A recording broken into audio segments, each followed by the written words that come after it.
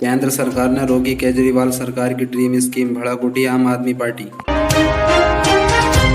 BJP फिर राम की शरण में जाएगी। यूपी का चुनाव अभियान राम मंदिर को केंद्र में रखकर तैयार होगा। बंगाली अस्मिता की तरह भावनात्मक मुद्दों पर ही होगा फोकस। भारतीय बोर्ड ने आईसीसी को दी है अंदरूनी सूचना, मस्कट में हो सकता है चौथा वेन्यू। दिल्ली में रियायतों वाला लॉकडाउन, ऑड इवन फार्मूले से बाजार खुलेंगे। 50% क्षमता के साथ मेट्रो चलेगी। केजरीवाल बोले अगले वीक में 37,000 संक्रमित मिल सकते हैं। वैष्णो देवी यात्रा पर कोरोना का असर। हर साल औसतन 80 लाख श्रद्धालु आते थे। 2020 में 17 लाख आए। मई में दूसरी कोरोना वेव के समय एक दिन सिर्फ 45 यात्री पहुंचे। भीख मांगकर गुजारा करने वाली बुजुर्ग महिला की झोंपड़ी से मिले नोटों के भरे बक्से, ये देखकर हैरान रह गए अधिकारी। यूपी के बरेली और बुलंदशहर में छूट, 8 जिलों में जारी रहेगा कोरोना कर्फ्यू। योगी आदित्यनाथ चापलूस नहीं हो सकते, मोदी सरकार के खिलाफ ट्वीट करने वाले बीजेपी सांसद ने लिखा। मुख्तार अब्बास नकवी बोले हज मामले पर सऊदी सरकार के फैसले के साथ है भारत। भाजपाइयों ने जिस हिस्ट्री सीटर मनोज सिंह को पुलिस पर हमला कर छुड़वाया, वो अखिलेश सरकार में सपा का सचिव था। कॉन्फ्रेंस की इस दौरान उन्होंने दिल्ली को अनलॉक करने की सरकार की योजना के बारे में बताया। उन्होंने कहा कि दिल्ली में कुछ और रियायतों के साथ लॉकडाउन जारी रहेगा। बाजार, मॉल ऑड इवन के आधार पर खुलेंगे। इनका समय सुबह 10 बजे से रात 8 बजे तक होगा। हालांकि केजरीवाल ने यह साफ नहीं किया है कि वो व्यवस्था कब से लागू होगी। वैसे दिल्ली में लॉकडाउन 7 जून की सुबह 5 बजे तक लागू है।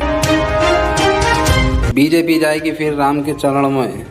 पहले चरण में जनता से जुड़े मुद्दों और सरकार के अच्छे कामों पर फोकस होगा। चुनाव से ठीक पहले दूसरे चरण में राम मंदिर को केंद्र रखकर आगे बढ़ा जाएगा। जनता का ध्यान धीरे धीरे उन मुद्दों की तरफ ले जाया जाएगा जो भावनात्मक और पार जुड़े हैं। राम मंदिर को अपनी उपलब्धि बताकर हिंदुत्वी छवि को भुनाने के लिए कोशिश होगी। कार्यकर्ताओं की कनेक्टिविटी पर फोकस रहेगा।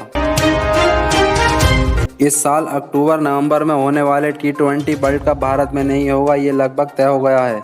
लेकिन इसका आयोजन सिर्फ यूएई में नहीं होगा। यूएई के 3 शहरों दुबई, अबू धाबी और शारजाह के साथ साथ ओमान की राजधानी मास्कट में भी इस टूर्नामेंट में मैच कराए जा सकते हैं। भारतीय क्रिकेट कंट्रोल बोर्ड बीसीसीआई ने आईसीसी को बारे में अंदरूनी तौर पर पूरा सूचित किया है।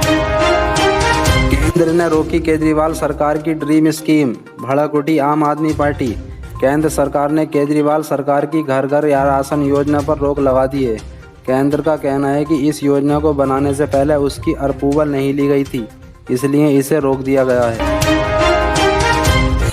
तक भी बोले हज मामले पर सऊदी अरब के फैसले के साथ भारत। कोरोना आपदा के चलते हज यात्रियों के लिए जो भी फैसला सऊदी सरकार लेगी, भारत सऊदी सरकार के साथ खड़ा हुआ है। ये बात भारत सरकार के केंद्रीय अल्पसंख्यक मंत्री मुख्तार अब्बास नकवी ने रामपुर में कही। नकवी रामपुर में 2 दिवसीय दौरे पर हैं। 2020 में कोरोना की आहट के कुछ दिनों बाद वैष्णो देवी यात्रा बंद कर दी गई थी और मंदिर तकरीबन 4 महीने बंद रहा था। लेकिन 2021 में कोरोना की दूसरी लहर के दौरान मंदिर खुला रहा। मई में यहां दर्शन करने के बाद जम्मू में छुट्टियां बिता रहे दिल्ली के रतन कहते हैं, मैं कई बार वैष्णो माता के दर्शन करने जा चुका हूं, लेकिन श्रद्धालुओं की इतनी कम संख्या मैंने पहली बार देखी है। पहली बार इतनी आसानी से खुला दर्शन हुआ। कानपुर में जिस हिस्ट्री सीटर मनोज सिंह की वजह से भाजपा में शामिल अपराधियों की पोल खुली है, वही मनोज सिंह अखिलेश सरकार के दौरान वर्ष 2016 में समाजवादी पार्टी का जिला सचिव रहा है।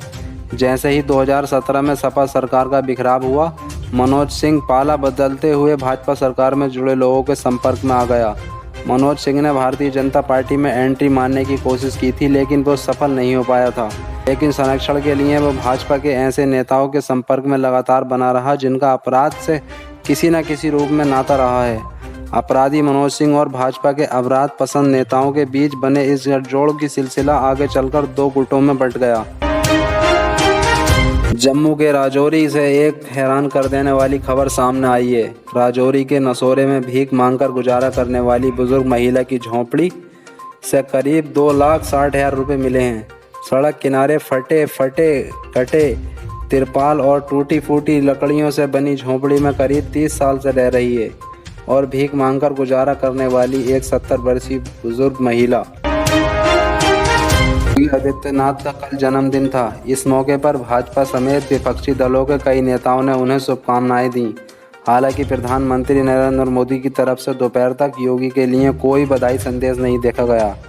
पीएम ने इस ट्वीट पर भी नहीं किया। हालांकि यूपी सीएम पर जो एक चौंकाने वाला ट्वीट सामने आया है वो रहा भाजपा सांसद सुब्रमण्यम स्वामी का, जिन्होंने सीधे तौर पर लिखा है कि जितना वो जानते हैं उस लिहाज से योगी एक सत्यनिष्ठ व्यक्ति हैं और कभी किसी से चापलूसी नहीं कर सकते।